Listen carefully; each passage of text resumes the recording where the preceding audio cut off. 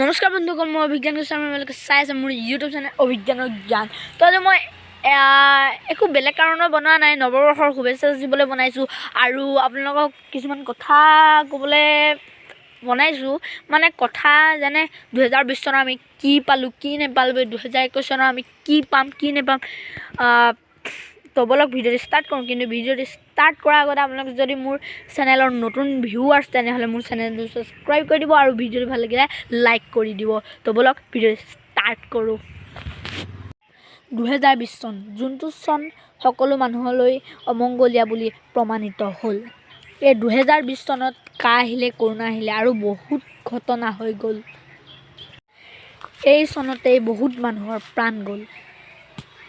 এই চনটোতে মানুহ ঘৰৰ ভিতৰত আবদ্ধ হ'ল, আন্দোলন চলিল তাৰ বিৰুদ্ধে আৰু বহুতো এনেকুৱা ঘটনা হৈ গ'ল।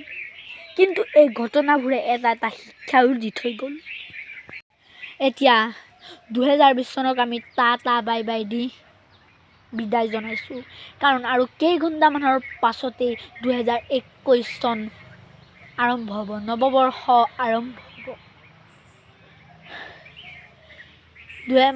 সকলো মানুহে আৰু ময়ো আশা কৰিছোঁ, সকলো মানুহেও আশা কৰিছে যে 2020 চনত যি হ'ল হ'ল, কিন্তু 2021 চনটো সকলো মানুহৰ বাবে ভাল হ'ব। 2020 চনে মানুহক কোনোবা বিপদৰ লগত যুঁজিবলৈ শক্তিশালী কৰি থৈ গ'ল আৰু এনেকুৱা বহুত বস্তু 2020 চনে আমাক শিকালে। এতিয়া এই 2021 চন সকলো মানুহলৈ ভাল হ'ব বুলি আশা কৰি আগন্তুক ভিডিঅ'ত আকৌ লগ পোৱাৰ আশাৰে নমস্কাৰ।